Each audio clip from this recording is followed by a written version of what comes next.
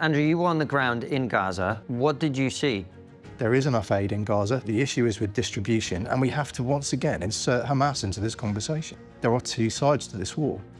Israel is not thinking long-term here because they're assuming that America will have their back forever and so they can do what they want, which I think is a very dangerous position. Is Israel committing a genocide? No, there have been more bombs dropped in Gaza than people have been killed.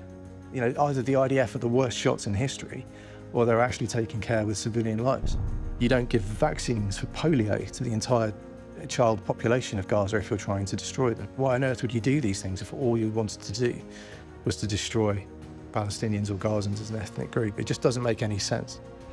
Haven't Israel taken out all the leaders of Hamas already, and they just have new ones and they just keep going anyway? Yeah, most of them, and that's one of the reasons I think Israel should have ceased fire 6 months ago. Andrew Fox, welcome to TRIGGERnometry. Thank you very much. Good to have you on.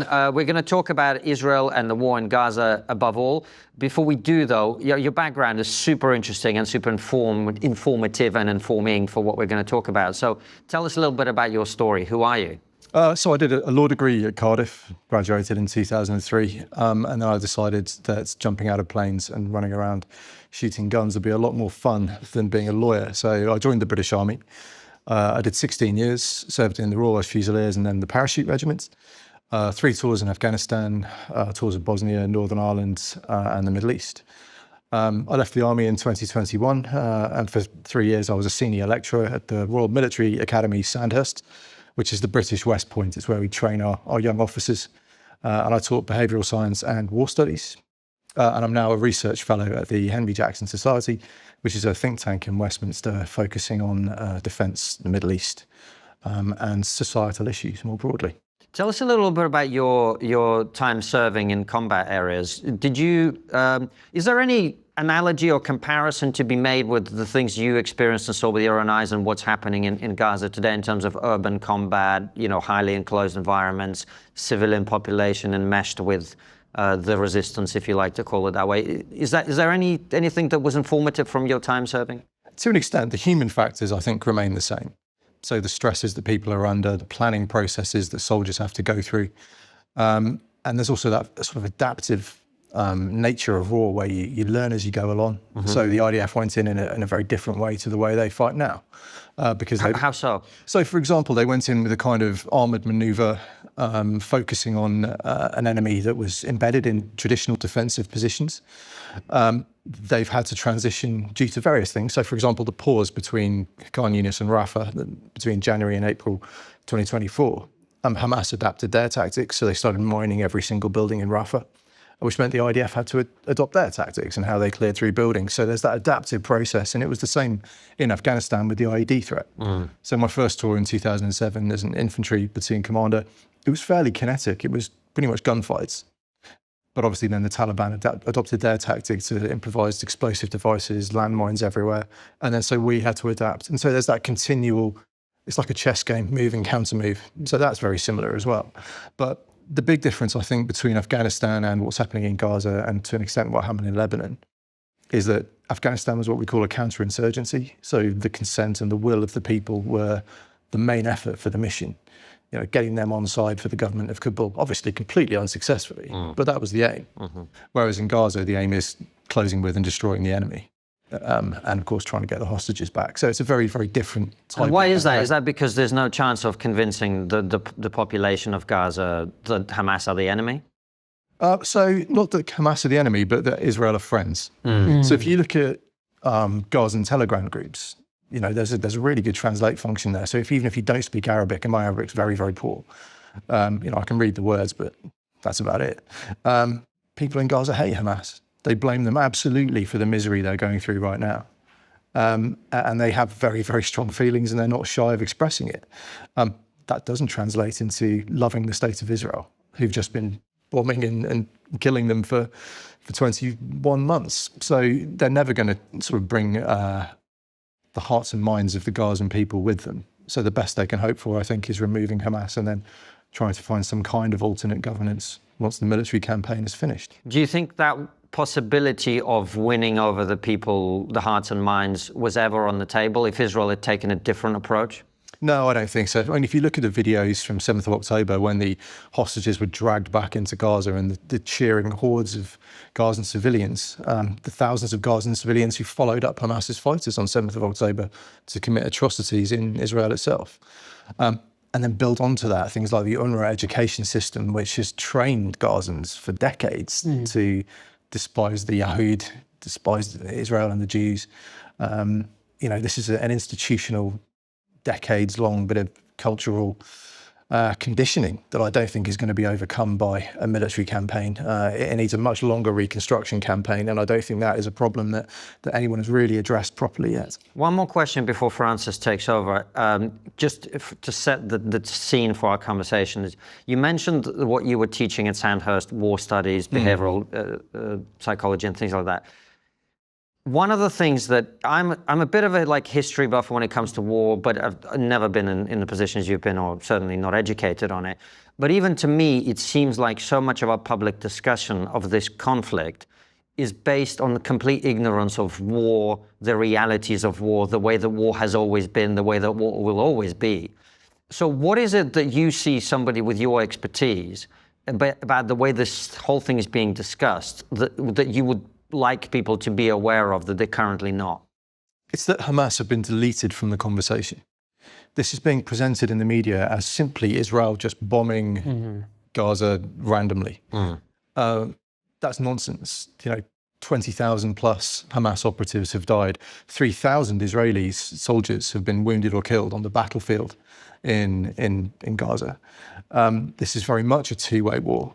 And yes, it has all the human suffering and civilian death and tragedy that you would expect in any war zone, but not at any greater scale than any other war, and especially not when Hamas have a deliberate strategy of sacrificing Gaza's civilians, and there's nowhere for those civilians to flee to, other than temporary humanitarian zones, because Egypt has shut the border.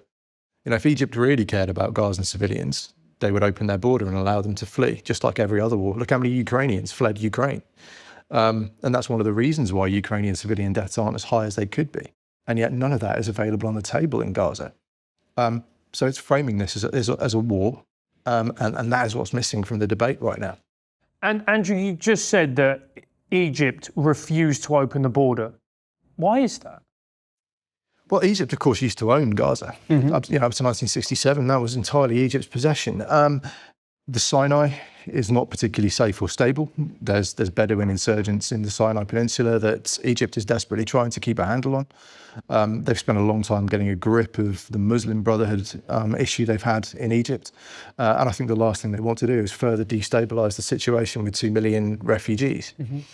That hasn't stopped Egypt joining the genocide case against Israel in the ICJ.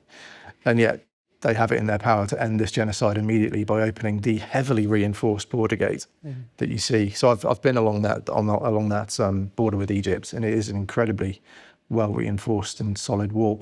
So there's something that doesn't quite add up there. I would put it to you. But so they are pointing the finger at Israel and using the word genocide, which is a very, very, very serious claim to make. And yet they're doing nothing to alleviate the genocide. And yet very few people in the media or political commentators are pointing the finger at Egypt. I mean, how are they getting away with this?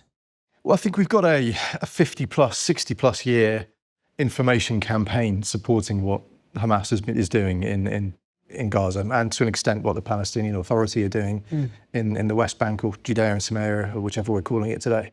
This was a reframing backed by a superpower, backed by the Soviet Union during the Cold War, to take the issue of Palestinianism, to turn it against Israel and reframe it as oppressor versus oppressed, which of course is the narrative that's been heavily pushed throughout sort of Western academia, Western media.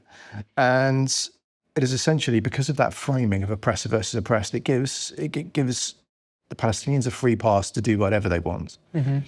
And it means that Israel is always the bad guy, no matter what happens. And so extraneous issues like what are Egypt doing, what are the Gulf states doing, what are Turkey doing, what are Qatar doing, gets kind of overlooked completely because the focus is Israel as the bad guy. And that's really all that matters in that 60-year narrative that's been pushed so hard. And well, we've used the word genocide already. It's already come up. So let's delve right into this. Is Israel committing a genocide? No, emphatically not. Look, there's a key factor to genocide, and that is the dolus specialis of the intent. Okay, so normally if you committed a crime, went to court, it would be the burden of proof would be beyond reasonable doubt. Okay, so 90% plus certainty that you'd committed the crime. With the dolus specialis, it's 100%. It cannot be anything else for it to be intent for genocide. And if you look at the fact that Israel has sustained 3,000 casualties, that Israel has the capability to end this tomorrow.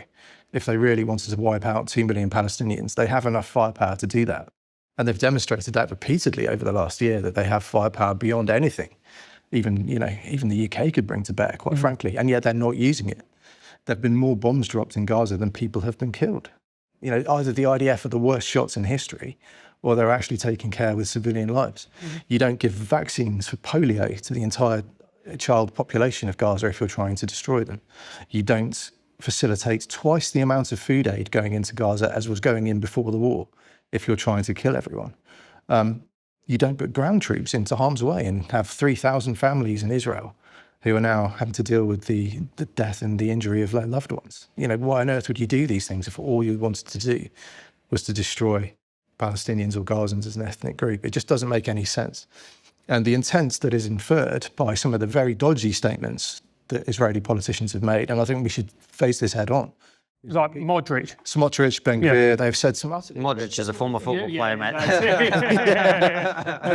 Luka Modric has nothing to do with what's happening in Gaza. Let's just be clear. He may be Croatian. They do have a dodgy history of genocide, Modric, but let's put him to one side. But Smotrich and Ben Gvir have said outrageous things that are completely unacceptable, but they're not in the direct decision-making chain for the war.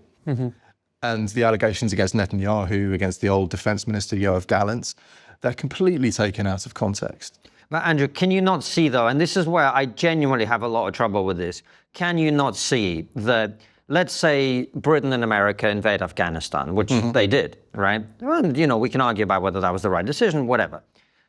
And the finance minister of Britain goes out and starts making the sort of statements that Smotrich has been making.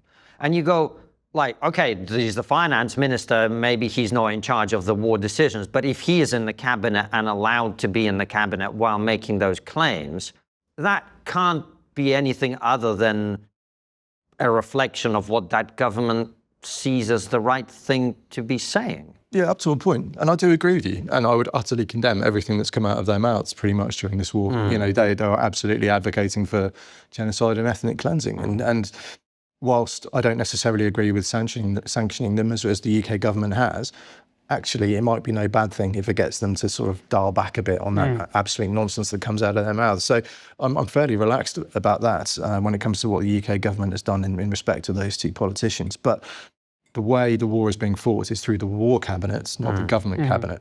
And that is now pretty much Bibi and the defence minister, and that's pretty much it. I think Gadi Eisenkot, the old head of the IDF, was there as an observer. I don't know if he still is. But really, this kind of lives and dies now with Bibi. He's centralised everything under his control, working direct to the IDF, who are showing very, very strong resolve in pushing back against some of the madder plans that have been suggested. But either way, it doesn't pay out on the ground. So even if you take the intent out of it, the actions on the ground aren't genocidal either, because significant numbers of the enemy and Hamas are getting killed, and they're allied militant groups, of course. And when you're closing in on 1-to-1 ratio between fighters killed and civilians killed, then I think that suggests to you that perhaps they're not just trying to kill indiscriminately. But also people will go, look, Andrew, come on, there was a food embargo that lasted months. Last time I checked, I think it was 3 months that it lasted, started early March, went right through to June. This is inhumane. Children were starving. You had surgeons and doctors coming out and saying, people are so physically weak that when we operate upon them, the operation goes well, they're so malnourished that they then end up dying. This is awful, inexcusable, a war crime. I mean, what do you say to that? I mean, I don't necessarily disagree. I mean, I don't think Israel should have put an embargo on food. It's not something I would support. However, if we look at the statistics, twice as much food has gone into Gaza during the war as beforehand. It's over 3,000 calories per person per day, which should be enough to survive on. During the ceasefire period in early January, we saw enough food going into Gaza that should have lasted between 3 and 6 months for every person in Gaza. We know Hamas is hoarding the aid supplies. We know that they have warehouses full of aid that they have been using to withhold from the population so they can control them and so that they can sell it to pay their fighters.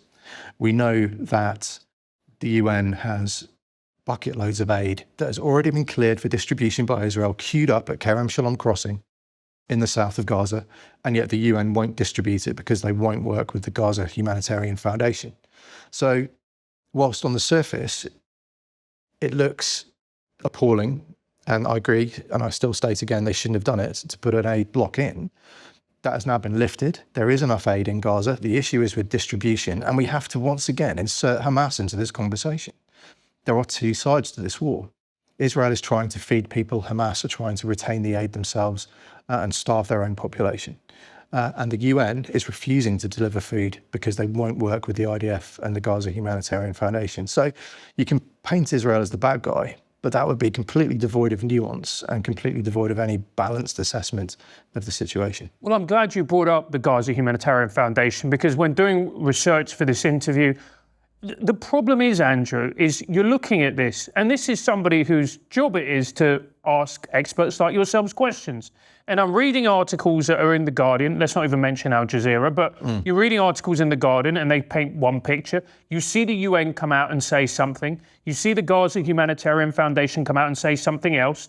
And you've got political commentators of all shapes and hues with their own particular narratives. And you're looking at this and you're going, I don't know what's true. What is actually happening? Is the Gaza Humanitarian Foundation, do they just randomly shoot at people, which is what some people are saying? And then you've got, and then two of their operatives were injured because there was a grenade attack. I mean, I guess my question is, how do you know the truth and what is going on? I think what you've perfectly illustrated is the fact that there are two wars going on in Gaza. There's what's actually happening in Gaza, and then there is the entire bubble of media and information maneuver that's going on around it. And that information campaign is designed to enable Hamas's survival. It's designed to force the Israelis through international pressure to a ceasefire, and it's working to an extent. You know, we saw that letter just this week from 28 countries telling Israel to ceasefire, and curiously omitting the fact that it was Hamas who turned down the last ceasefire deal. So there are two wars going on here. Now, it is very hard to find out what's going on the ground. It's my job to do that, and even I've struggled over recent weeks. I had a degree of a breakthrough yesterday. And what we're looking at with the GHF is at the moment 4 distribution sites. So just for people who don't know, let's just talk about what the GHF is, what they're appointed to do, why were they appointed it, who are they? So part of the problem with defeating Hamas, which is Israel's war aim, is that Hamas has retained control within Gaza by leveraging the aid. So they seize it, they sell it, and that helps them control the population and pay their own fighters. So what Israel has tried to do is come up with a way to separate the people of Gaza from Hamas. Okay, they're probably not going to do that conceptually. They're probably not going to say, we now love Israel, but physically separating them so that Hamas can be destroyed and their command and control over Gaza can be deleted. And so what Israel has done is seized control of the aid delivery mechanism. So they make sure that the aid doesn't get hijacked on the way to delivery points. And they make sure that when people come to the delivery points to collect the aid, it's not then getting nicked by Hamas. Now, once people leave the delivery sites, there's obviously challenges there. But, you know, this is a far more effective way of getting aid for free to people rather than Hamas selling it to them. Because people at the GHF sites have expressed surprise when they receive aid that they haven't had to pay for it. You know, for some of them, this is the first aid in the entire war they've had that they've not had to pay for. Now, if we can start unpacking the issues here, first of all, there is the issue of thinking about it from a military tactical perspective. You have to, secure the site. So there has to be that secure delivery site before people can come to it and take the aid. That is done intimately by contractors, former American service personnel, most usually. The wider bubble of security for that secure distribution site is secured by the IDF. And where the shootings are coming in is when people are coming up to the SDS, the secure distribution site, to get the aid. They're being held back by the IDF so they don't flood the site and get trampled, which happened the other day. They tried it without the IDF securing it, and there were 19 people killed in a stampede for food. Unfortunately, the IDF have limited options, and they're using an option to control the crowds, which frankly isn't very good. They're trying to use warning shots to do it. That's certainly not how the British Army would do it, I don't think. We do use warning shots, we absolutely do, and I've seen civilians hit by them as well, so this does happen. But it is a suboptimal way, I would suggest, of putting crowd control measures in place. But how I would turn that on its head is just say, what are the other options? They're not going to send troops in with riot shields. It's a war zone. You can't do crowd control whilst there's a specific threat from Hamas. And Hamas hate the GHF. 14 GHF workers so far have been injured or killed, including the 2 from a grenade the other day. Hamas are embedding people in the crowds as civilians to try and draw fire from the IDF as well. And the IDF are a bit trigger happy, if we're brutally honest. Why is that? Why are they trigger happy? Because it's a war zone, and because their rules of engagement need tightening up. I think they're a bit loose, personally.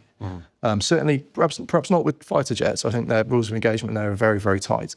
But on the ground with your grunts, your infantry, I think, frankly, they do go a bit over the top on occasion, which is unfortunate, and not how the British Army would do it. The news doesn't just tell you what's happening. It so often tells you what to think is happening. And these days, the biggest red flag isn't what's said, it's what gets left out. That's why I use Ground News. It's the only site and app that compares coverage from across the political spectrum and highlights which stories are being ignored entirely. See for yourself at ground.news/TRIGGERnometry. Their blind spot feed is one of my favorite features. It surfaces around 20 stories a day that are being overlooked by either the left or the right. It's a simple but powerful way to track media bias in real time. Like this. NIH scientists recently published a declaration criticizing Trump's cuts to public health research. That's a major move, and yet only 2% of the coverage came from right-leaning outlets. A new study found that 2024 saw the most armed conflicts globally since 1946, a staggering statistics. But you would have missed it if you'd only read left-wing news sources. Ground News gives you the full picture. Headlines, ownership, bias ratings, and context. So you can actually understand what's going on, not just react to what you're told. Head to ground.news/TRIGGERnometry for 40% off their Unlimited Advantage plan, the same one we use, and start thinking for yourself. So you've got this incredibly complex situation. You've got hordes of people who are hungry. You've got supplies that are limited. People are trying to push forward, and the Israelis are trying to control those crowds by keeping them a kilometre back or so before they're allowed to rush into the aid distribution site. And clearly you can see, I think even from a layman's perspective, a non-military professional, you can see how many things could possibly go wrong in that situation. And it's further complicated by the fact there's not enough aid. It's about a meal and a half per person per day going through the GHF at the moment, which clearly isn't enough. The UN have aid that's waiting to be distributed, and they're refusing to do it because they won't work with the GHF because they say it compromises their neutrality. So they'd rather let Gazans starve. And I think there's a lot of questions for the UN to answer over the last 20 months, not just over the GHF. How has so much aid been seized by Hamas, by humanitarian aid agencies who are supposed to be professionals at delivering this stuff? Why have Gazans been paying for it for 21 plus months? The UN is not an innocent party here, and I think there are some very serious questions to answer. And Andrew, you were on the ground in Gaza. What did you see? Absolute devastation.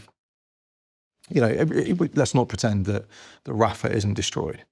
I don't think there's any sense in trying to whitewash what's happened in Gaza in the sense of everything being destroyed. But the important thing is why. Okay, and if we look at how, I spoke earlier about adaptation. In Gaza City, when the IDF was assaulting through, they would clear house to house, just as we would, going through an urban environment. There was a 4-month pause put in before Rafah. Over that 4 months, you might remember All Eyes on Rafah as a campaign. Yes, yep. Yeah, huge international pressure. Actually, most of the evacuation from Rafah was done by Hamas. They moved people out so that they could then booby trap all the houses. They'd seen what the IDF were doing in Gaza City. They knew they were fighting house to house. And so they decided that if the IDF was going house to house, each house would have an IED. And I think it's a lot more advanced than people realise. We're kind of used to the idea of IEDs being these kind of pressure plates in the ground like we saw in Afghanistan or Iraq. In Gaza, they are in the tunnel shafts that go into houses, 57,000 tunnel shafts in Gaza that lead to the tunnels that are 500 kilometers long. They are everywhere. So the tunnel shaft will have an IED. There'll be a camera wired into the tunnels so they can watch for the IDF entering. And then they'll be able to remotely detonate the IED when they see soldiers in the house. So at the start of the Rafah campaign, the IDF had quite bad casualties from this, to the point where they had to completely change their tactics, where they now send a drone into the building first. If there's nothing found by the drone, they send in a dog. And then only then do they send in troops, but even then only in 4-man teams rather than platoons or sections, to try and minimise the casualties if anything does go bang. Now, if that's every other house in Rafah, that's not a workable option. So as soon as you find the IED, you can't go firm and just call for the explosive ordnance disposal like we used to in Afghanistan. That would take hours. You'd never get anywhere. And so they've quite legitimately just levelled the buildings that are IED'd. Now, that has caused incredibly large amounts of destruction. But then if that IED blows up, it's going to level the building just the same, exactly. right? So Exactly. I see your point about that. So you see this devastation, and you've commented a number of times that the British Army would do things differently. This is one of the reasons that, on reflection, Francis and I had a conversation about this on camera the other day, where we talked about why, on balance, while we're not happy about what's happening in Gaza, even remotely, I think it's horrible. I understand why Israel is doing what it's doing, because I imagine we would do the same thing in their place, if not worse. I mean, look at the response to 9/11. Right, Yes. is the argument. Yeah. But what you've said is we would do things differently. So can you talk about that? The first part, how would the Western world respond to October the 7th happening to us? And secondly, how should we respond, and what is Israel doing wrong? Well, I think when I say we would respond differently, I think that was specifically talking about the tactics at the aid sites. Yeah. I think we would. So the Israelis don't necessarily have a great deal of logistic experience. Okay, so when we deploy a division into the field, it will have an enormous logistical tail behind it. And the reason we're very good at that is because we do expeditionary wars. Our wars are on the other side of the world. They're in the Falklands, they're in Afghanistan, Iraq, you name it. But they're certainly not, since 1945, anywhere near the UK. So you have to be very good at maintaining long logistical tails. The IDF is set up effectively for raiding, for very, very short wars on their immediate borders. You can see Israel from the far side of Gaza if you're on the right spot. That's how close it is. So they don't need to be experts at logistics in perhaps the way that we are. And I think we would have perhaps used our military a lot more effectively than them to deliver the aid, because the RLC for us, for example, the Royal Logistic Corps, they're very, very good at that. The Israelis don't really have an equivalent, and they've struggled logistically. Even just fighting in Gaza, the duration of the war has given them logistic resupply issues right on their own border. So I think that's what we would do differently. That would be a wholly military secured site. The aid would be delivered by military troops, and we wouldn't be using contractors to do this if it was the British Army, I suspect. But then again, the Israelis haven't got this capability. Growing it from scratch is very, very difficult. So They haven't been invading the rest of the world for several hundred years. They haven't been blundering around the planet making fools of themselves. Well, I don't know. The British Empire was very successful for quite some time at actually fighting the wars, and then the Americans kicked off. Anyway, but talk to us about the broader picture, because this is a fundamental question for me when I think about this issue. A lot of people think that they're being compassionate when they say that they really care about what's happening and it should be stopped and whatever. But I'm thinking, if we were the victims of an attack like October the 7th, how would we have reacted? How would the very same people who are saying, I can't believe what Israel is doing, what would they be demanding that we do to the people who did that to us? So right? the counter argument to this is that some kind of decapitation campaign in the way that we saw in Lebanon, for example, where the absolutely saturated by intelligence, and they were able to pick off all the leaders of Hezbollah, precision from the air. That option doesn't exist in Gaza because of the tunnels. All the leaders are underground. They have a deliberate human shield strategy. There's one really irritating piece of commentary, which is, every guerrilla force does that. And actually, no, they don't. Not in the way that Hamas have done this. This is unprecedented. Yes, we saw tunnels in Raqqa, and we saw tunnels fighting ISIS, and there are tunnels in all the way back in history to digging under the walls of forts and that sort of thing. But nobody in history has ever said, look, kill my civilians. I want you to kill my civilians so that I can make PR gains out of it. And Hamas's leaders have said that explicitly. Like, it's psychotic. We're seeing families being wiped out in Gaza at the moment because Hamas fighters are gathering their families around them and waiting to die because they know that they'll get PR gains, they know they'll go to heaven together, and they know it'll make the Israelis look bad. It's psychotic, and it's a paradigm that I think we really struggle to get our heads around in the West, because that's so alien. Like, if you knew you were being hunted, the last thing you would do is gather your wife and children around you. That's how warped these people's mentality is, and they want people to die, and they want their civilians to die. And so that makes it a very different campaign to any that's ever been fought before.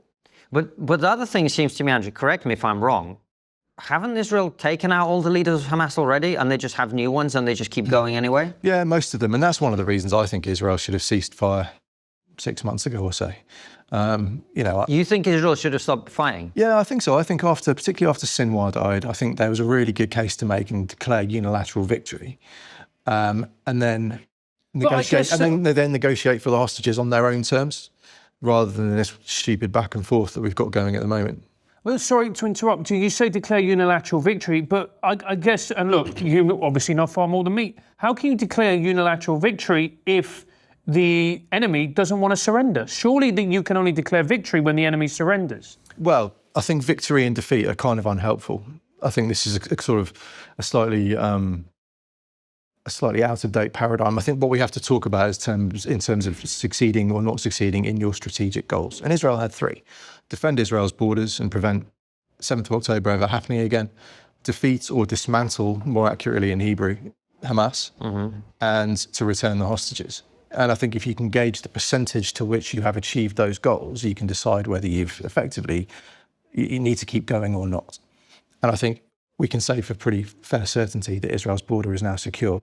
Looking at Hamas's strategic capabilities to push force beyond the borders of Gaza, that's completely done. Hamas, most of their leadership, as you correctly say, is dead. Central Camps Battalion still exists, but they're dealing with that as we speak. The guys who planned and who kind of were the masterminds of 7th of October are all dead. Dave's dead, Haniya's dead, Sinwar is dead, Sinwar's brother's dead. There is a pretty good command and control, senior leader destruction rate. And most of the hostages are home, and I don't think military force is going to get them home. So you need to find another way to bring the hostages home if that is your key concern. So I think if we look at the campaign, even as most recently as January, and say, look, in terms of achieving your strategic goals, you're about there. And now on the flip side of that, you are getting hammered on the international stage. So whilst you're having tactical successes in Gaza, strategically, you're being very short-sighted because the world is turning horribly against you. Younger generations particularly are susceptible to these narratives of you being murderous, bloody, genocidal monsters.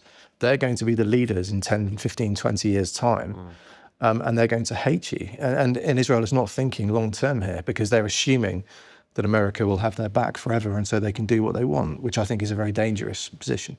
A lot of people, well, some people have claimed that the reason, you are, I think it's fair to say, on the balance of your commentary, very, very supportive of Israel, generally speaking. Well, I think you talk about the facts, and the facts lead you to that conclusion, but nonetheless, people would, I think, perceive you rightly as being very pro-Israel. And yet here you are saying they should have stopped 6 months ago. They really don't need to keep going. This is not helpful. It's detrimental to their long-term objectives. And I think a lot of people would agree with you. And that's where a lot of the thinking comes in, is why is this carrying on? And there are people who are saying this is because Benjamin Netanyahu wants the war to keep going because it allows him to be the wartime leader instead of someone who's being accused of very serious crimes, offenses that he would then have to deal with once the war ends. What are your thoughts on why it's carrying on? Yeah, so I was puzzled. I couldn't work this out for a long time because the Trump ceasefire, huge amounts of hostages released. Obviously, there was all that unpleasant stuff going on with the parades of the hostages, but bottom line is they did come home. And they weren't able to extend that beyond the 60 days or whatever it was. Now, I couldn't work out why Israel was so keen to keep going until the Iran war kicked off. That made sense to me then, because it makes sense to keep Bibi's coalition together. So the Smotriches, the Ben-Gvirs don't leave because Gaza's ceased fire. So Netanyahu stays in power to achieve his lifelong goal of striking Iran. So that made sense to me. But now that's done, I still don't understand. It has to be a political reason. It doesn't make military sense to me. The IDF don't like it. The IDF are saying, we've achieved everything we can realistically achieve militarily. Really? Yeah, that's been quite publicly leaked. So the IDF are saying we need to stop this. Yeah, the IDF hate the plan to move people to the kind of what they're calling the concentration camp in the south, humanitarian zone, whatever you want to call it. The IDF don't like that plan, and I can see why, because militarily it's terrible. The idea of the army having to control 600,000 civilians in that smashed up area, all living in it's just a recipe for carnage. So I can see why the IDF hates it. So it is political at this point, I think. And I would much prefer them to see the priority at prioritising bringing the hostages home and ceding to some sort of demands that Hamas make, because Hamas are not going to be completely deleted. Unless you go full Grozny and start slaughtering everyone, which the IDF has resisted doing so far, I don't see how you can possibly winkle out every last Hamas fighter and leader.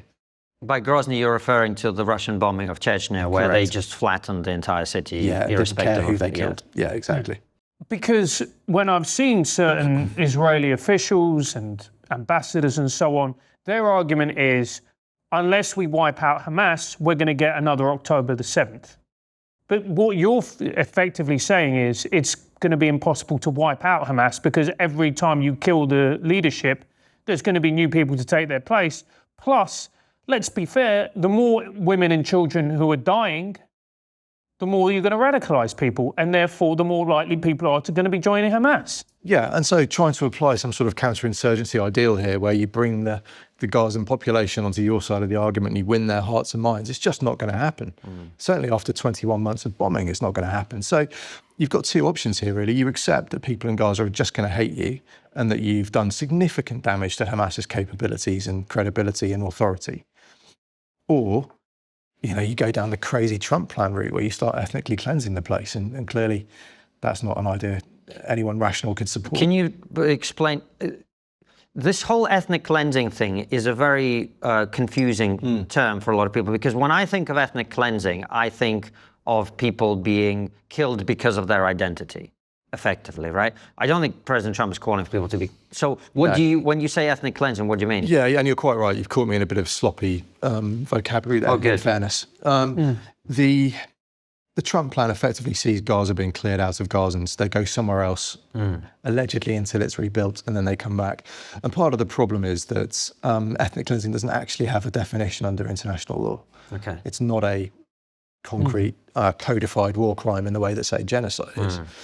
And actually, by removing people from Gaza ethnic cleansing, it is co-opting that vocabulary from Bosnia, from Rwanda, where people are being cleansed by being deleted from existence, effectively. Right. As opposed to moving people from population centre A. So when you use the term ethnic cleansing, and some people do use it in this way, you mean removing the Palestinian Arabs from Gaza.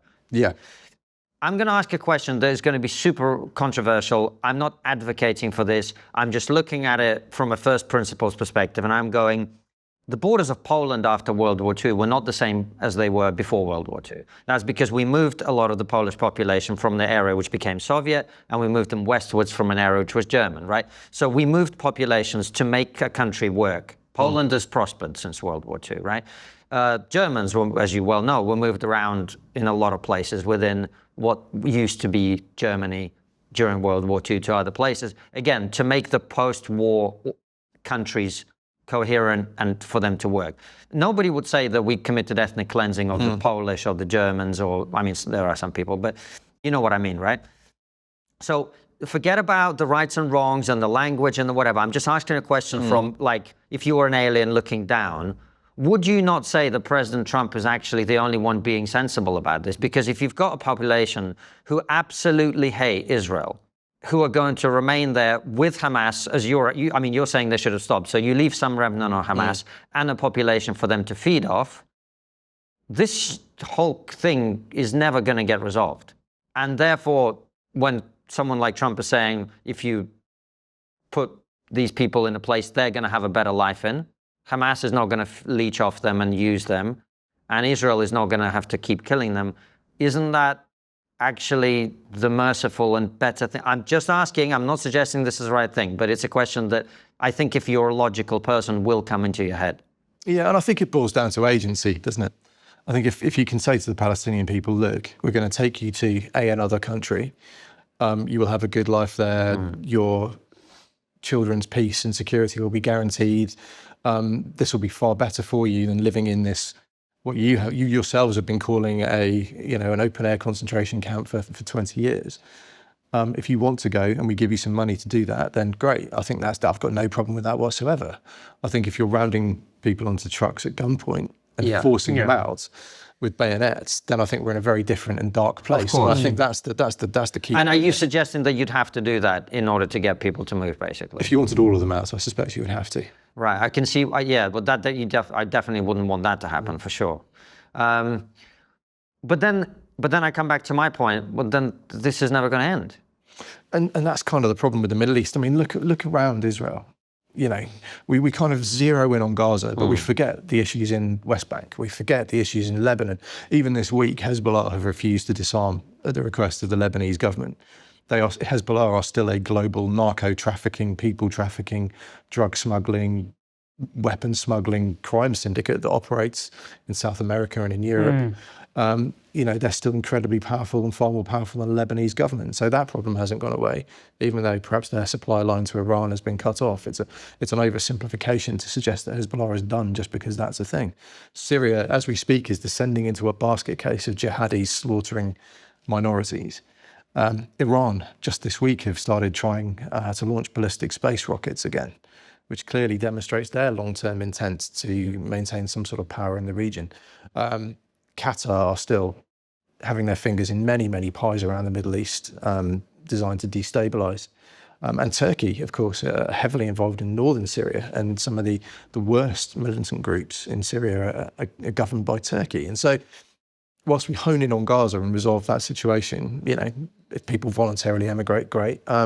If they don't, the problem, as you say, endures. But this is the Middle East. It's never going to be completely peaceful. And it's just one tiny, small part of the problem compared to what is a much bigger and more challenging paradigm.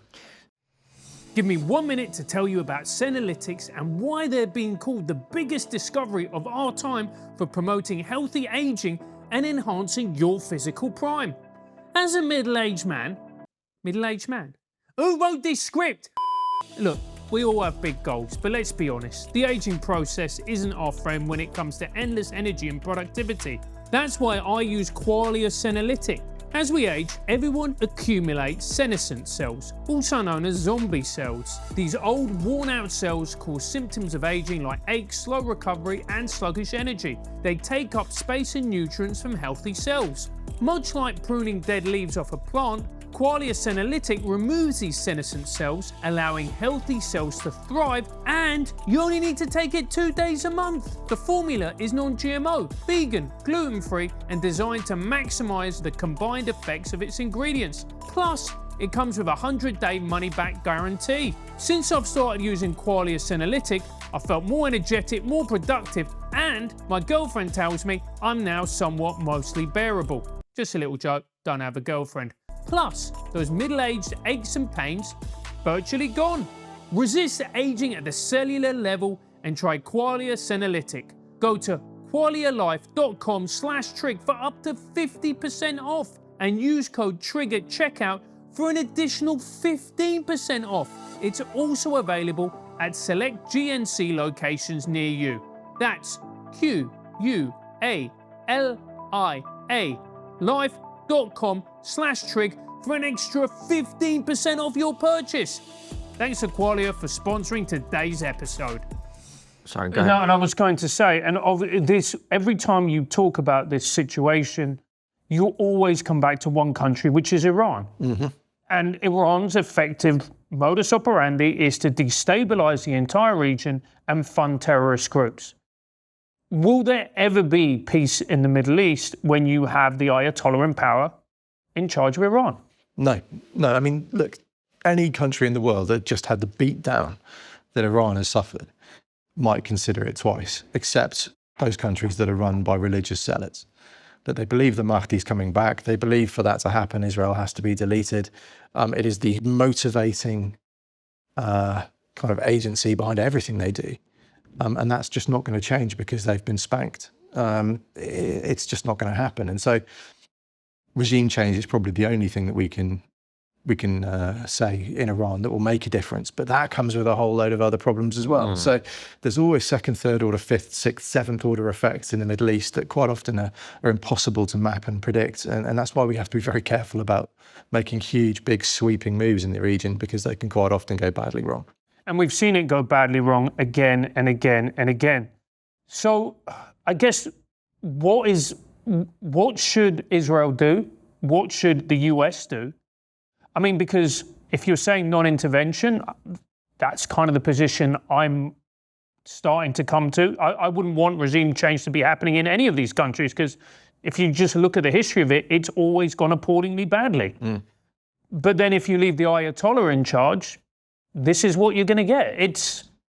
But isn't this exactly, Francis, the point I was making without trying to get Andrew to comment on earlier, which is a lot of the media discussion about this is sort of utopian in nature. It's like, well, we should have a grey option, therefore a grey option must exist. And it's like, no, these are all shitty options and you don't have any good choices here. Is that basically where we are? Yeah, pretty much. I mean, I think the human mind seeks simplicity. Cognitive fluency is a very well-established psychological phenomenon where we look for the easy answer. Because our brains are overloaded. There is no easy answer in the Middle East. There never is. And I think the way forward here is perhaps to look at two metrics. First of all is the deterrence metric. How do you actually deter malign actors from doing stuff? And that's very tricky. Yes, you have the conventional deterrence that Israel has demonstrated in abundance. How do we economically deter Iran from putting its tentacles out around the region? How do we diplomatically deter Iran? There's elements to this that we need to consider in depth. And again, no easy answers, and I certainly don't have the solution. We can also look at expanding deterrence. Perhaps missile defenses for the Gulf states that are friendly and co-opting Israel and normalization. That could be a really good incentive. Because they're all concerned about Iran, right? Yes, absolutely. So if you extend the missile shield to them, they feel more secure. Exactly, and therefore they're more likely to cooperate economically with like-minded fellow travelers. And once economics starts working and people start getting richer, and malign actors start seeing the benefits, actually, of playing nice rather than playing nasty, then perhaps that's a direction we could lead people in. So there's a huge amount to consider here across all of those different metrics, and there's no one simple silver bullet. But isn't it also the problem, and let's just be honest about this, you're dealing with nutcases. These are, look... They're worse than nutcases. They're ideological. Yes, they're ideologically possessed. They believe these, quite frankly, horrific ideologies, where they will put their own women and children in the firing line because they believe that they're going to go to heaven if they die. So that's ultimately the best solution. For them, it's a win-win because Israel look terrible, they are martyrs, they're going to go to heaven. And you're looking at this ideology which is just rampant throughout the Middle East, and you go, it's impossible to defeat, isn't it? It's impossible to defeat, and it's always going to be like this. Or is that just defeatist? I mean, when you say it's across the Middle East, I think you have to be slightly more reserved than that. I think you can pinpoint certain hotspots, certainly, where this psychotic jihadi mentality is dominant. But we've seen in countries like Saudi Arabia, like the UAE, that there is a path for pretty hardline Islamic countries to a slightly more moderate outcome. And I would suggest that the key to all of this is Saudi Arabia. They've shown it can be done. They've got Mecca and Medina. Statements from Saudi Arabia, they're not quite like the papacy and Catholicism, but they're about as punchy as it gets in the Islamic world. If Saudi Arabia show a leadership piece here, then that's a really good thing. But unfortunately, Saudi Arabia won't do this without a solution to the Palestinian problem. And that is why Gaza and the West Bank are so critical, because they are the key to unlocking Saudi acceptance of Israel and therefore greater prosperity and acceptance across the whole region. But what is a solution to the Palestinian problem? At the moment, I think it feels like the United Palestinian Emirates. We've seen a very kind of tempting teaser of this in the last couple of weeks with the Emirate of Hebron, where some of the elders have got together and said, hey, we'll join the Abraham Accords, we'll acknowledge Israel, now can we do trade and get richer? You know, and if you know, there's plenty wrong with that model in terms of whether these emirs even have the authority to do what they've done. You know, there's all sorts of debate around that. But actually, I think if that works, if that can be made to work, and you do see Hebron suddenly getting richer and finding the benefits of peace with Israel, you can carry other moderate Palestinian voices with you, and then the hardliners will be isolated, and eventually you reach a point where you've got these separate emirates who can then work together and create that Palestinian state that they've been after for so long. But it's a very long journey, loads of road bumps, but I haven't seen a better suggestion, because I think the two-state solution is firmly dead at this point. So I think that's fair. We need to look for a better way. Which brings me to a question I was going to ask you, because one of the claims that people have made, including in discussions I've had with people, and I think it's largely false because people misrepresent Israel allowing Qatar to give money to Hamas in order to fund basically civilian life.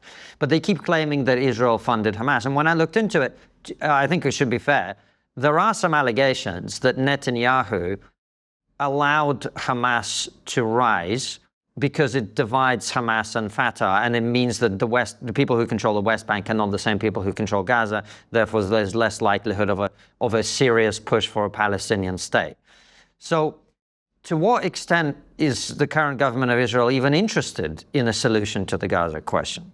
Well, I think they're voting today on the two-state solution and ruling it out completely. So I think 0% right now is the answer. But when we look at what happened in Gaza before the war and the funding of Hamas, I think there are two things that went on here. I think correctly you've identified that divide and conquer was part of it. But secondly, I think there was a genuine belief on the Israeli side that by putting money into Hamas and Gaza, it would keep them peaceful, and that they would spend it on retaining power and kind of keeping the place relatively peaceful. And there was a bit of an exchange of fire 2021, which was against PIJ, Palestinian Islamic Jihad. And Hamas played quite a clever confidence trick to say, hey, we're not the problem. We're not the crazies. It's those PIJ lunatics. They're the ones you need to worry about. And that actually really successfully suckered the Israelis into seeing what they wanted to see. So there's an element of cleverness by Hamas here. And yeah, Israel, I think, just played their cards completely wrong, and my goodness, didn't they pay the price of that? And the other thing is, you mentioned that one of Israel's war objectives was to secure the border. I can see why after October 7th you'd be pretty keen to do that, obviously. Why wasn't that border already secure, Andrew? That is a question that I haven't heard a convincing answer to. So there's a couple of things. First of all, there was a huge intelligence failure. The female observers in Nahal Oz talked about having seen rehearsals, having seen Hamas practicing for the attack. They passed it up the chain, and it was overlooked for a variety of reasons. Why did you emphasize that they were female? What are you saying? Because I think there's an element of sexism. As in these girls are freaking out about they're having an episode or whatever. Yeah, I think there was an element of that. And of course, also they were abducted and murdered and raped and killed on the day of the attack itself. There were a bunch of SIM cards, Israeli SIM cards, that lit up inside Gaza just before the attack. That got overlooked as well. So there were big intelligence failures. But what I think is underestimated on 7th of October is the sophistication of Hamas's attack. Now, the fence wasn't just a chain-link border fence. This was a 5-deep security fence with, underground tunneling, with remote control machine guns on top, with barbed wire and cameras the whole way along it. This is about as solid as a fence can get. And so what Hamas had was what anyone in a Western army would recognize as a combat engineering team. They breached the berms. They had explosive charges to blow through the fence to get their vehicles through. They had fire support onto the gun towers to take them out using drones that drop grenades. This was a very sophisticated military assault.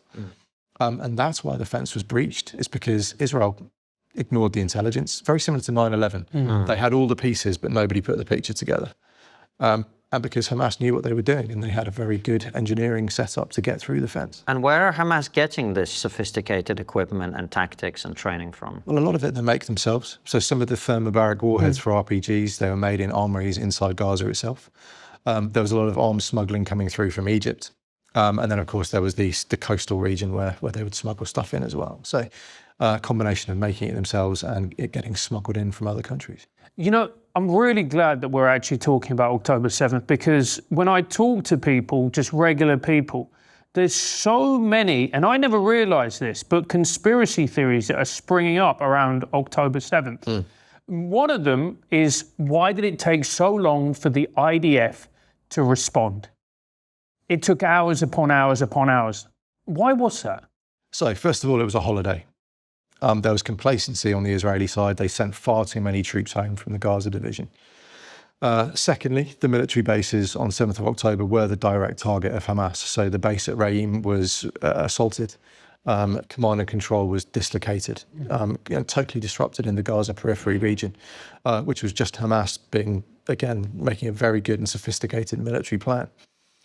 Now, if you've got troops in the north of the country that you're trying to mobilise, that's not as easy as a phone call saying, get down to the south now.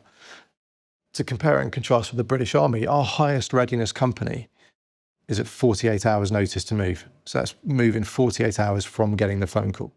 You have to get the troops back to base, back into uniform. You have to get the weapons out of the armories. You have to get the ammunition issued. You have to get the vehicles signed out. You have to give orders. You have to establish command and control and radio networks. This stuff is really, really complicated. And I think that's why what we saw on the first hours of 7th of October was just dribs and drabs of special forces units who were ready to go because they are at a much higher readiness. Our highest SF, I think, are at 1 hour notice to move. So, they're much, much better set up to respond so quickly than the conventional army are. And then you just saw those lone have-a-go heroes who just picked up their weapons and went for it and did incredible things on the day. But to get a conventional force, even back into uniform, given a set of orders and moved from A to B, takes a lot of time in peacetime, never mind when there is a psychotic terrorist massacre going on in the south of your country. So I think we can be a little bit kinder to the IDF than perhaps some of the critics that you're talking about. Because the reality is this happened on Netanyahu's watch, and he needs to accept responsibility for that. There's also the other conspiracy theory, which is he was secretly happy that it happened because it meant that he wouldn't have to confront the corruption charges and the very serious charges that are being levelled against him. Or alternatively, gave him an excuse to go and do to Gaza what they've done. I can't disprove a negative. I can't prove a negative, sorry. Where's your evidence for that would be my take. This is wild supposition that I don't think has any tangible or concrete evidence to back it up. Yeah, none of those things ever made a lot of sense. And to imagine the leader of a country allowing thousands of its citizens to be treated in that way is hard, even with, whatever you think about the person involved. One of the things I have found really, really shocking, Andrew, I discovered this in two instances. One, I did a discussion with a guy called Safety Namas on our channel who wanted to debate this war with me. And another one was when I went to the pro-Palestine protests here in London and documented it, again, available on our channel. The number of people who effectively deny that any sexual violence happened on October the 7th, who claim that it was effectively just, a military engagement in which none of the rapes that are alleged to have happened, none of this other stuff, even though quite a lot of, the rapes are not on camera, but, we've seen video of guys throwing grenades into shelters with their kids and then getting the Coke out of the fridge afterwards, things like that. What do we know about what actually happened on that day? And also, why do you think people are pretending it didn't? Or why do they believe it didn't happen? We know a huge amount. As you correctly identify, Hamas filmed it and broadcast it themselves. This isn't really a matter for debate when it comes to the massacres. We also have the Roberts inquiry, which was a British House of Lords all parliamentary group UK-Israel report into the 7th of October, which is fantastically comprehensive and intimately evidenced. So that's a very good document I would point people towards. What does it say? What happened? It talks about the slaughter in mass, and it talks about each individual that was killed, and it goes into detail about what actually happened on the day. But then you can walk the ground. I've been to Be'eri, I've been to Reim, I've been to the Nova site, I've been to Nahal Oz and Ner Oz, and I've walked in human ashes, where the fires that burned were so intense that they had to get archaeologists in to identify the bones of dead Israelis, where families were burned hugging in the fire because that was their last moment on earth and they wanted to be near their own families. This is the most brutal thing I have ever seen even including my 3 tours of Afghanistan, I mean, it doesn't show the sexual assault evidence because, quite understandably, the Israelis haven't released that. You know, what rape in history do people demand that all the evidence be put out into the public domain? It's ridiculous. It shows no respect for the victims and no respect for their families. There is evidence, and I have seen it. So there is a very famous 47-minute video that shows the massacre of the day. That's something that a lot of journalists and people have seen. If you go to a base in Israel just north of Tel Aviv called Glilot, they have the sexual assault evidence pack there, which certain people are invited to see, and I'm sad to say that I am one of them. I went with a military delegation of senior retired generals from around NATO and the US, and I have never seen grizzled 35-year career soldiers reduced to that kind of fury, and horror is the only word. It's the worst thing I've ever seen in my entire life. You know, I get chills just talking about it to you. And I won't go into details about what I've seen, but it is absolutely unquestionable that sexual assault happened. And on top of that, I have spoken to people who witnessed it and who can tell the stories of what happened that day. This was brutal. That people deny it is disgusting.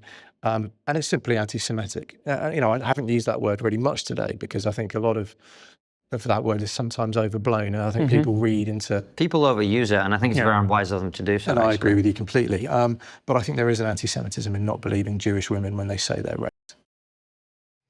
Do you have at least $50,000 in your 401k or another retirement account?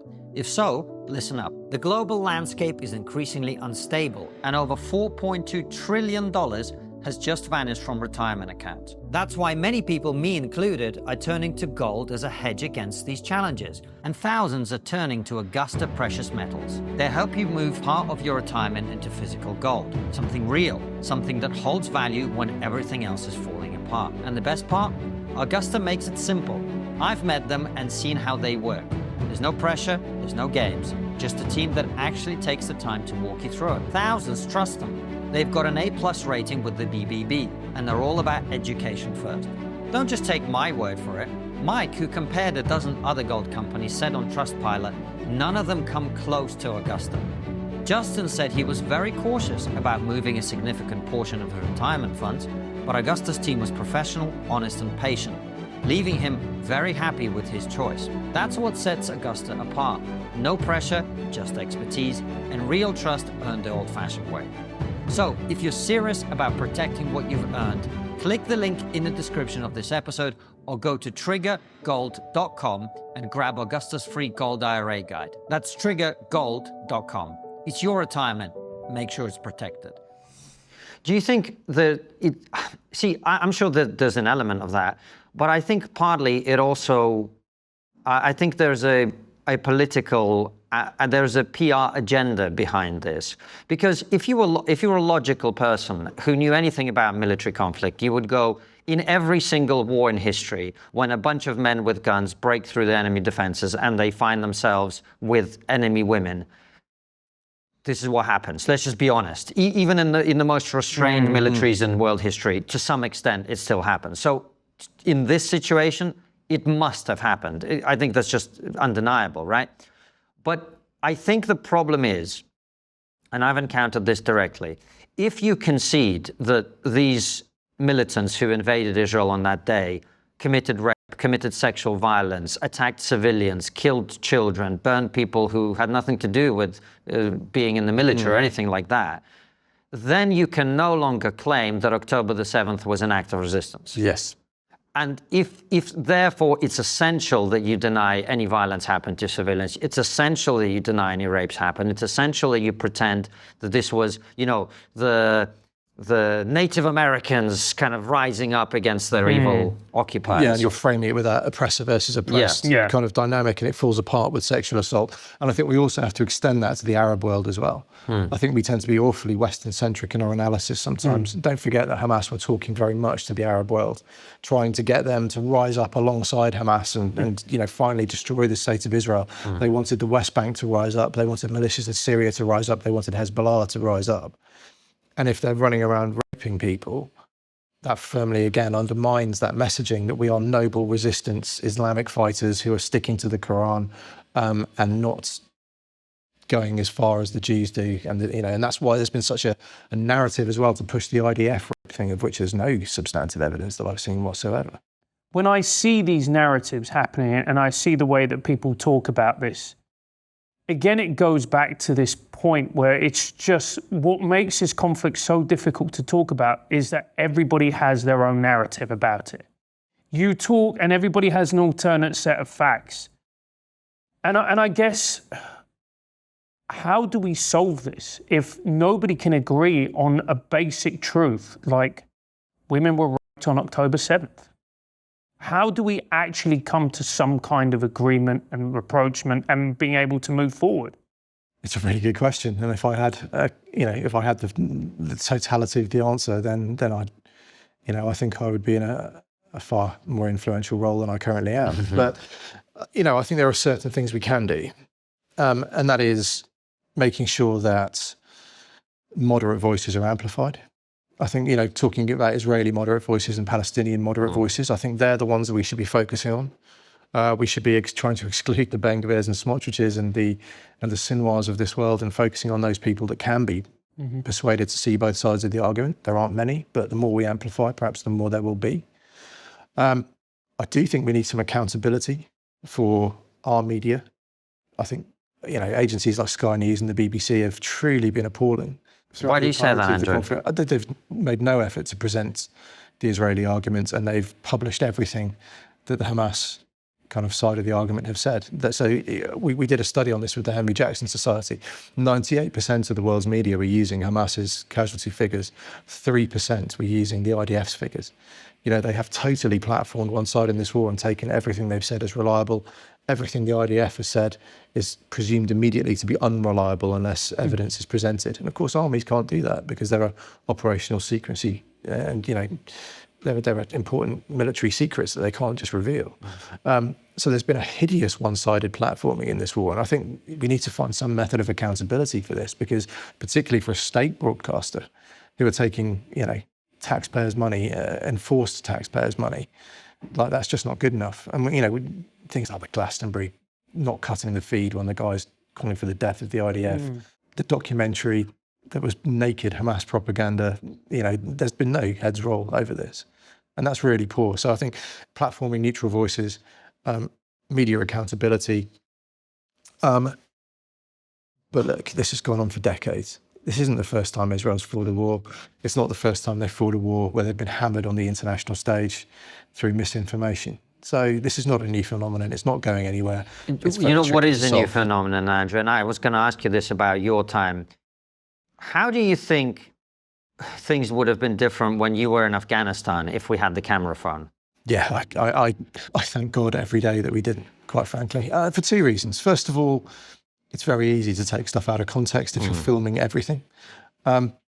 The blokes did film stuff, and actually that's how Marine A was caught. He was caught on Hebcam. So there's actually a plus side to it where there is accountability when people do stuff wrong, and there's been accountability for the IDF when they've made those stupid videos, them arsing around in women's underwear in people's houses. They've been sacked and disciplined as a result of the fact they captured it on camera. So there is a plus side to it. But to conduct military operations under a 24/7 lens of minute scrutiny, it's incredibly challenging because war is really complicated. It's really scary. You're at the heightened end of human emotion when you're operating in a firefight, and mistakes happen, and people make the wrong choice, and that doesn't necessarily make it criminal, but it certainly looks bad on camera. Well, I was just, I think people who haven't had your experiences won't understand this. So when I think about it, here's how I try to conceptualize it. Think about your job, whoever you are listening or watching this, or your marriage, or your business interactions, or whatever it is that you do, right? And imagine that was filmed 24/7, and the worst highlights of that were clipped together and broadcast to the public. Would you have the same reputation with your friends and family that you do now? I don't think there's a single person in the world who survives that test. No, and then you throw into the fact that, these people are carrying weapons, they're fighting other people with weapons, they're operating in the most chaotic landscape imaginable with the most intense pressure, 360-degree threat at all times, above ground, below ground, that is going to push you right to the extremes of where you are capable of going emotionally. And yes, some of the decisions you make when you're at that point aren't going to be the right ones. But that doesn't necessarily make it criminal, and it doesn't necessarily make it, part of a genocidal campaign. It just means that you're a human who made the wrong choice at the wrong moment in time. And war is generally a thing that's not a good thing. Exactly that. And it's also as well, you get these people watching it and you see them, it's not only with war, you also see them with the police. They're going, why don't they, for instance, there was a person shooting at the police officer. They're like, well, why didn't they shoot the guy on the shoulder? Why did they shoot him in the head? And you're going, well, number one, I don't think it works like that in that particular heightened circumstance. And number two, and let's be honest about this, you don't know what you're talking about. So you have people who are civilians whose idea of confrontation is them saying to their barista that they'd like 1 sugar instead of 2, and then they think that they've got an opinion on war. Yeah. Surely, unless you... I don't comment on it because I've never been in war, thankfully. When we were in America, we went to a gun range, and then that's where you suddenly realize, like, hitting a giant target at 20 yards in a completely calm environment, that's an achievement, So it must be very frustrating for someone like you to be hearing narratives like that. It is, and I think a lot of the commentary on this war is utterly devoid of that context. And it goes back to pretty much what we said at the start of the conversation, that this has not been framed as a war, it's been framed as just airstrike after airstrike by the IDF. And actually, when you have 300,000 soldiers from the IDF who've been through Gaza, that's how many troops have served in Gaza. Like, some of those 300,000 are going to do things wrong. They're going to get stuff wrong. It's a numbers game at that point. But show me a campaign where the army didn't do something wrong. Our SAS are under investigation with very credible allegations of war crimes. The Australian SAS was found guilty of systematic war crimes in Afghanistan. The American army had numerous disciplinary issues in Iraq. I remember Abu Ghraib. Yeah, That wasn't like a guy doing the wrong thing. That was like this Embargo experiment playing out in real world. It was. And it was probably the most controlled military in the world, you'd argue. Yeah, right? one of them. And these things happen. It doesn't make it right. It doesn't mean we can excuse it, but it does mean we should apply the same standard to the IDF that we apply to our own armies, because they actually deal with it in the same way. They do have accountability in military discipline and legal discipline for their soldiers when they get things wrong. And that's just what armies should do. And it's no different for the IDF than it is for the British or the Americans or the Australians. And for Hamas as well, because if you're going to be hypercritical of the IDF and their conduct in Gaza, then you also need to apply those standards to Hamas on October 7th. Otherwise, what it looks like is you're being an apologist. Yeah, or even Hamas in Gaza while the fighting's gone on. Actually on the ground in Gaza, where is the accountability for them throwing their own people into the path of bombs on purpose? I mean, that's a straight up war crime. Using hospitals and mosques and schools and people's houses is illegal. It's a war crime, and yet they've been given a completely free pass on that. Yeah, I've never heard anyone talk about that as a war crime, really, in the media. And by the way, since we're delving into the details, I don't know much about the various conventions that govern the rules of war, but isn't for you to be recognized as a military force, do you not have to wear uniforms and do all these other things and basically follow the rules of war? If you're hiding in a basement with an IED, wearing civilian clothes, wearing civilian clothes, doesn't that change the entire thing? Yeah, you're supposed to be able to distinguish combatants. That's one of the rules, and they're not doing that. It's a straight up war crime, and they publish their own videos of them firing mortars in civilian areas wearing civilian clothes. Like, a mortar is an unguided weapon. It's an area weapon. If you're indiscriminately firing mortars, you're guaranteeing that civilian targets are going to take some collateral damage from what you're firing. And yet there's no accountability for that. There's no demands that Hamas show their collateral damage assessments, that they show their risk assessments and their battle damage assessments afterwards in the way the IDF is. There's a complete double standard here. And you could make the case that there should be, because Israel is a democratic country with an army that should have accountability. Hamas is a terror group that we expect to behave in the manner of a terror group. But legality aside, the morality here is very clear that Hamas are acting in a deeply, deeply immoral way, and they're getting a free pass, irrespective of the laws of war. this is the thing I've always wondered about. I remember we had another combat veteran in here, Kelsey Sheeran, and we talked about this. It's like, if one side is allowed to have no rules, how can a party that tries to play by the rules ever win a conflict? And we're seeing that play out in real time in Gaza. And I think there is a case to be made that the law of armed conflict needs looking at. It was written in post-1945 with the conception that it would be used by two fighting armies.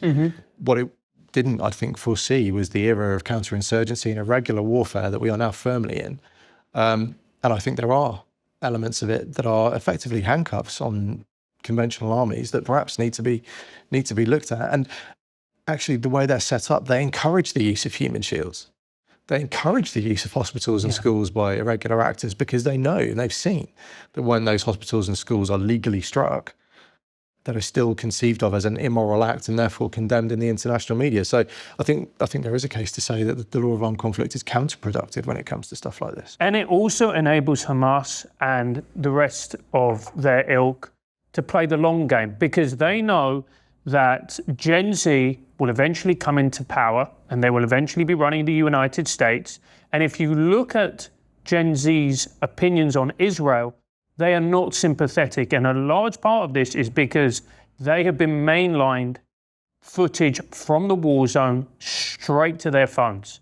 So if you think about the long game, all right, Israel may have won the war, or they may have achieved their objectives, but the propaganda war, there's only one winner, and it ain't Israel. Yeah, I agree. And I've been saying that for months. And I think we also have to consider the era of the smartphone. As you say, that instantaneity of imagery on your phone. Now, like, war is horrifying.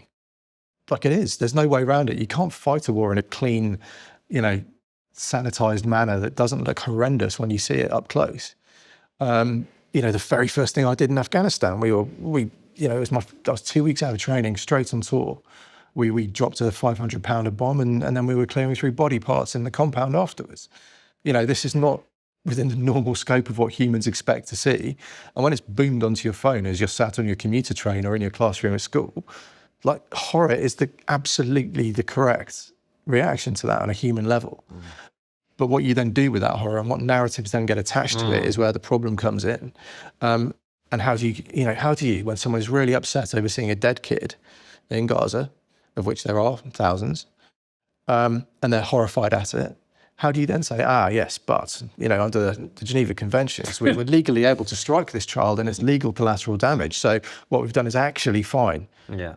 How do you make that argument? This is what I wonder about. And it's like, I just wonder if we had the internet and the camera phone and TikTok in 1945, I don't even know if we would have won the war at this point. Do you see what I'm saying? Yeah, I mean, look at Caen.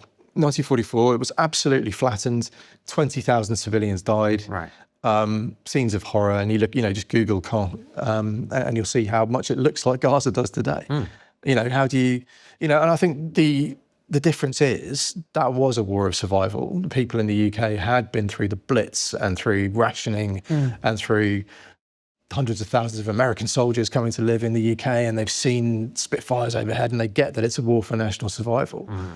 I think it's very difficult to frame that as a war for national survival with Israel-Gaza, even though I think it is in many ways, because one side has F-16s and the other side does not. And it looks like a mismatch. So when you've already got an oppressor-oppressed, colonizer, colonial narrative that underpins the whole thing, when you've then got one side with fast jets and one side without, again, we go back to the emotion of the piece. I think that's a very hard sell on a purely emotional level. And I think that's probably the difference. And it's also, as well, if you look at the population in 1945, a lot of them went through the First World War. These are people who lived a much harder, tougher life where war was an ever-present threat and reality. If you look at the generation now, of which we are all, Konstantin, I was certainly part of, it was our grandparents who went to war. My dad didn't. My generation luckily didn't, unless we enlisted and we served.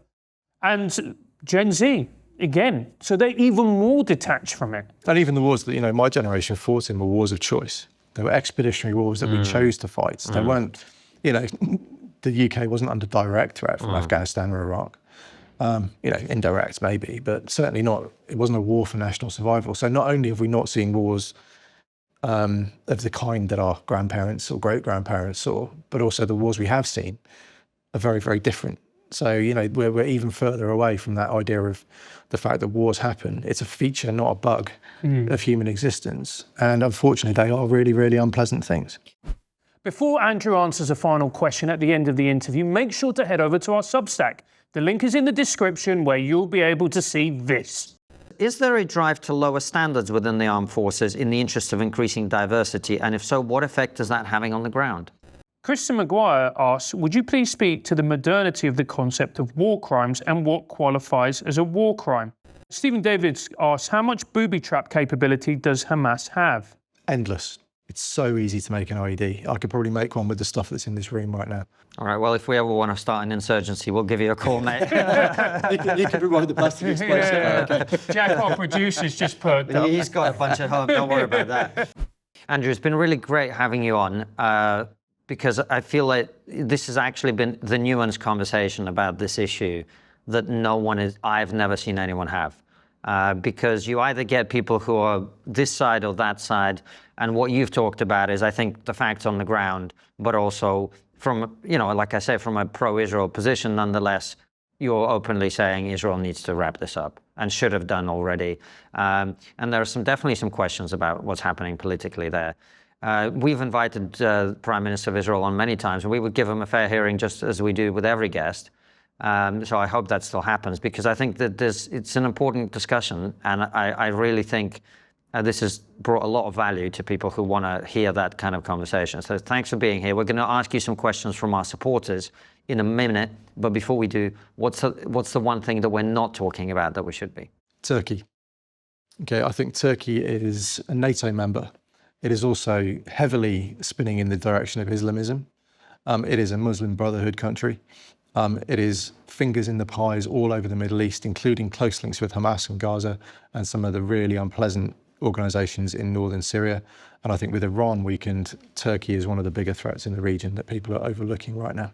Oh, and one thing I'm going to ask you when we go to Substack is about the Druze situation happening in Syria, because that's something... We were discussing it, whether it's something that we really ought to cover in a full episode, but it's like no one's talking about it, but these people are being massacred. Yeah, it's insane. It's as bad as 7th of October. Horrendous. Really? As bad. In terms of the horrors that are being perpetrated and the numbers of people being killed. All right, well, follow us on, and we'll continue the conversation on our Substack at triggerpod.co.uk. Stephen Davids asks, how much booby trap capability does Hamas have? Endless. Absolutely endless. It's so easy. I could probably make one with the stuff that's in this room right now.